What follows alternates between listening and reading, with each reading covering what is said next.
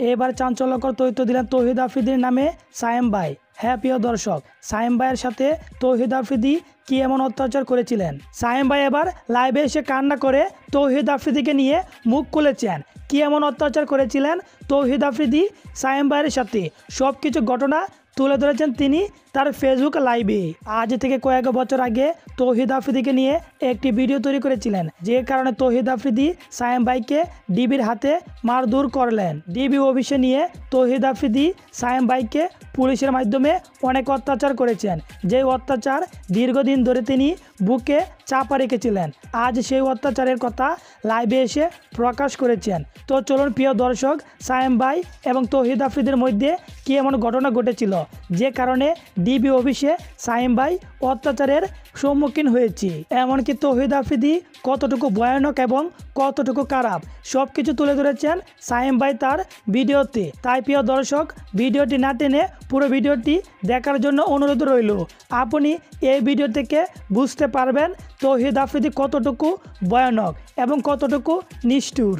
তৌহিদ আফ্রিদির একটি কলে ডিবি অফিসের মধ্যে ধরে নিয়ে আমাকে 1 ঘন্টা নির্মম ভাবে পিটায় এবং সেদিন আমি ভিতর থেকে মরে যাই এবং আমাকে বলা হয় যদি এই ঘটনা আমি কাউকে বলি তাহলে আমাকে তারা গুম করে দিবে। আমার অপরাধ ছিল শুধু তাকে নিয়ে একটা ভিডিও বানানো, যে ভিডিওর মধ্যে আমি কিছু সত্য তথ্য তুলে ধরেছিলাম যেটা তৌহিদ আফ্রিদির পক্ষেই ছিল। তারপরও সে বুঝতে পারে নাই, আমাকে নিয়ে ডিবি অফিস এমন ভাবে পিটাইছে যে আমি 2 মাস ভাই চেয়ারের মধ্যে বসতে পারি নাই। বন্দুকের বাড়ির আঘাতে আমার এক চোখ ফুলে যায়, কালো হয়ে থাকে, আমি চোখ দিয়ে ভালো করে দেখতে পারি নাই। সেদিনের পর থেকে এই পর্যন্ত আমি স্ট্রংলি প্রতিবাদ করতে পারি নাই। আমি ভিতর থেকে অনেক আগেই চুপ হয়ে যাই। সেদিন বুঝতে পারি যে পুলিশ কিভাবে টাকার কাছে বিক্রি হয়ে যায়। মাত্র কিছু টাকার জন্য আমাকে নিয়ে তারা এমন ভাবে পিটায় যেটা কখনো আপনি কল্পনা করতে পারবেন না। আজ এই ঘটনার প্রায় 2.5 বছর কেটে গেছে ভাই। এক এক করে সবাই মুখ খোলা শুরু করছে, কাদের কাদের সাথে এরকম কাজ করছে। এখন সবাই সব সত্যটা বলে দিচ্ছে। কথায় আছে না, আল্লাহ ছাড় দেয় তবে ছেড়ে দেয় না। আমি তৌহিদ আফ্রিদিকে মাফ করে দিছি, কিন্তু আল্লাহ তাআলা কিন্তু মাফ করে নাই। আজ থেকে 2.5 বছর আগে আমি তৌহিদ আফ্রিদিকে নিয়ে একটা ভিডিও বানাই, যেই ভিডিওর মধ্যে আমি কিছু সত্য তথ্য আপনাদের সামনে তুলে ধরেছিলাম। সেই ভিডিওটি তৌহিদ আফ্রিদি মেনে নিতে পারে নাই, যার কারণে তার টিমমেট থেকে প্রথমে রাহি আমাকে একটা ফোন দেয়, দিয়ে বলে যে ভাই আপনি কি ভিডিও বানাইছেন, আফ্রিদি ব্রো তো খুব রাগান্বিত হয়ে গেছে।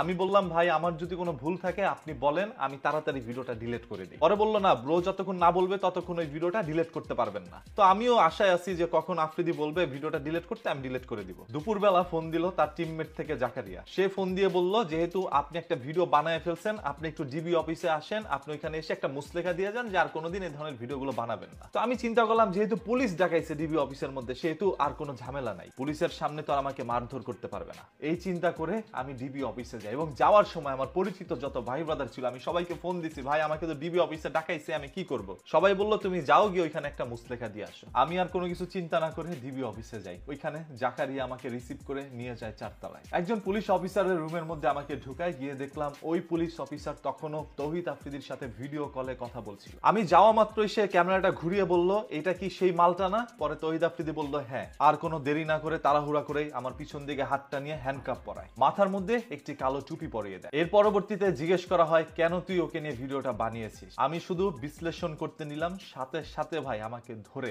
এলো পাথারি লাঠি দিয়ে আঘাত করতে থাকে। আমার পিছন সাইডে একই জায়গায় প্রায় 10 থেকে 20টা তারা বাড়ি মারে। আমার হাতে যেহেতু হ্যান্ডকাপ পরানো, আমি সেই ব্যথা স্থানে হাতও দিতে পারছিলাম না, শুধু ছটফট করে কাঁপাকাঁপি করছিলাম। এক পর্যায়ে পিছনে আমার পায়ের দিকে তারা বাড়ি মারে, তারপর আমি মাটিতে লুটিয়ে পড়ি। তারপরেও তারা প্রায় 2-3 জন আমাকে আঘাত করতে থাকে। অন্যদিকে জাকারিয়া তখনও ভিডিও কলে তৌহিদ আফ্রিদির সাথে কথা বলছিল, মেসেজ করে বলছিল বারবার যে ভাই এক্সট্রিম হয়ে যাচ্ছে, আপনি যা চাচ্ছেন তার চাইতে এক্সট্রিম হয়ে যাচ্ছে। অনেকভাবে তাকে বোঝানোর চেষ্টা করে, তবে তারপরও পুলিশ অফিসার মানে নাই। সে আমাকে আঘাত করতে থাকে এবং এক পর্যায়ে অন্য একটি রুমের মধ্যে আমাকে নিয়ে যায়। নিয়ে যাওয়া অবস্থায় বলছিল ওকে গুম করে দিব, একটা বস্তা রেডি কর, ওকে বস্তার মধ্যে ভরে কোথাও নিয়ে ফেলে দিয়ে আসবো। আমি তখন প্রচন্ড পরিমাণ ভয় পাই। পরে অন্য একটি রুমের মধ্যে নিয়ে আমার হাঁটুর মধ্যে বাড়ি দিয়ে আমাকে ধরেন এই যে এইভাবে, আমার তো বাধা, আমাকে এইভাবে বসায়। তো এইভাবে বসে বলতেছে সরি বল, সরি বল, তৌহিদ আফ্রিদিকে সরি বল। তখন আমি ভিডিও কলের মধ্যে তৌহিদ আফ্রিদিকে সরি বলা শুরু করলাম। আমি মাপ চাওয়া শুরু করলাম। যেহেতু আমার চোখ বাঁধা, আমি কিছু দেখতেছিলাম না যে কোথায় আমাকে নিয়ে যাওয়া হচ্ছে, আমি কোথায় বসে কি বলছি আমি কিচ্ছু জানি না। শুধু আমি এইভাবে বসেছিলাম মাটির মধ্যে, বসে বসে বলতেছি ভাই আমাকে মাফ করে দেন, ভাই যা করছি জীবনে অনেক বড় ভুল করছি, আর কোনোদিন আমি ভিডিও বানাবো না।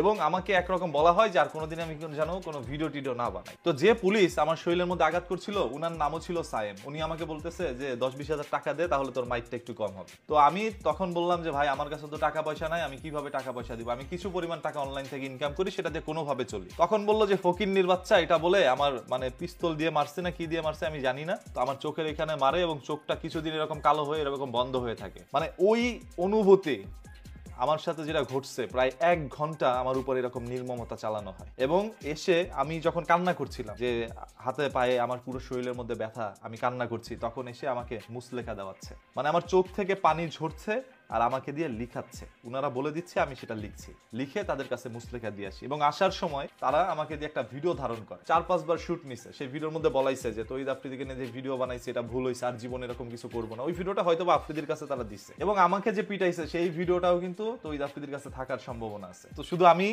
এটা বলবো, আমি একটা গরিব পরিবার থেকে উঠে আসছি ভাই। আমি তখন সত্য কথা বলতাম, যে অন্যায় যেখানেই হচ্ছে সেখানে গিয়ে আমি প্রতিবাদ করতাম।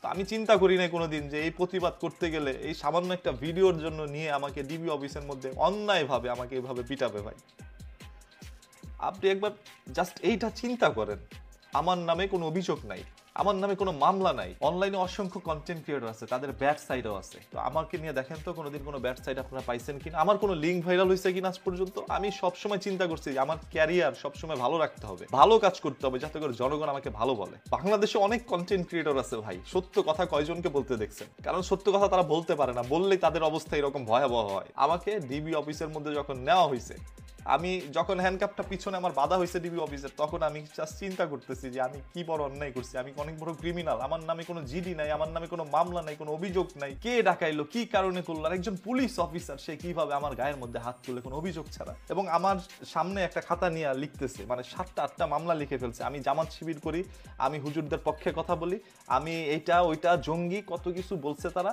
এবং এক পর্যায়ে আমার হাতে একটা পিস্তল দিয়ে তারা ছবিও তুলছে। মানে সেই সিচুয়েশনটা আমি আপনাদেরকে বুঝাইতে পারবো না। প্রায় 1 ঘন্টা এই রুম থেকে ওই রুম, ওই রুম থেকে এই রুম নিয়ে নিয়ে আমাকে পিটাইছে। শুধু লাঠি দিয়ে আঘাত করছে তা কিন্তু না, তারা হাত দিয়ে আমার গালের মধ্যে অল টাইম মারতে থাকছে। কে মারছে, কি করছে আমি জানি না ভাই। আমার সাথে কি ঘটছে আমি আজ অব্দি কাউকে এই বিষয়টা বুঝাইতে পারি নাই। আমি কখনো আমার অনুভূতি আমি শেয়ার করতে পারি নাই। খালি বলছি যে আল্লাহ একদিন তুমি এটা বিচার করবা। আমি সত্য কথা বলছি, এই জন্য আমার উপর আঘাত করা হয়েছে, এটার বিচার একদিন তুমি করবা। কেন আমি চাই না আজকে তৌহিদ আফ্রিদির ক্ষতি হোক? কারণ আমি গরিব মানুষ ভাই, আমার শরীরে যদি আপনারা পিটান আমি ওই ব্যথাটা মোটামুটি সহ্য করে নিতে পারবো। গরিবের তো অনেক আঘাতই সহ্য করতে হয়, তবে আফ্রিদি তো মানে স্বর্ণের চামচ মুখে দিয়ে বড় হয়েছে, বড় লোক মানুষ ভাই, ওর কথায় পুলিশ প্রশাসন সব উঠে বসে। যদি পুলিশ ওর কথায় না উঠতো তাহলে সেদিন ডিবি অফিসে আমার নামে কোনো অভিযোগ না থাকা সত্ত্বেও আমাকে কিভাবে এনে ডিবি অফিসের মধ্যে অন্যায় এবং বেআইনিভাবে আমার উপরে আঘাত করতে পারে।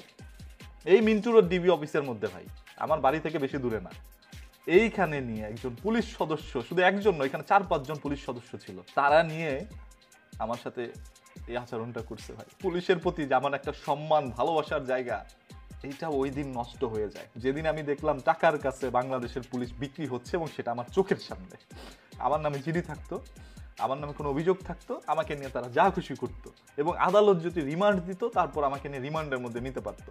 তবে আমার তো আদালতেও নেওয়া হয় নাই, আমার নামে কোনো অভিযোগও নাই, আমাকে কেন রিমান্ডের মধ্যে দেওয়া হইলো?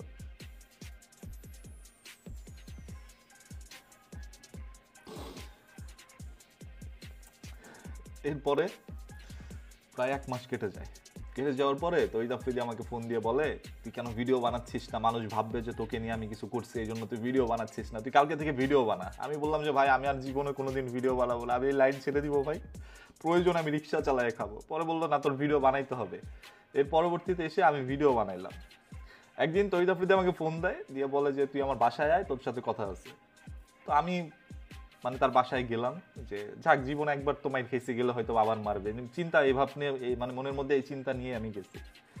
তো তার বাসায় যাওয়ার পরে সে আমার সাথে বসে প্রায় 1 ঘন্টা, তার বারান্দার মধ্যে বাসায় বসে আমার সাথে কথা বলে গুলশান 2 এর মধ্যে। তো সেইখানে অনেক কথার মাঝখানে বুঝতে পারলাম যে না, সে অনুতপ্ত খুব। এর পরবর্তীতে তার রুমের মধ্যে আমাকে, তার বেডরুমে আমাকে নিয়ে যায়, নিয়ে ওইখানে ভালোভাবে আচার আচরণ করে। তার সাথে আমার একটা ভিডিও আছে, একটা ছবিও আছে।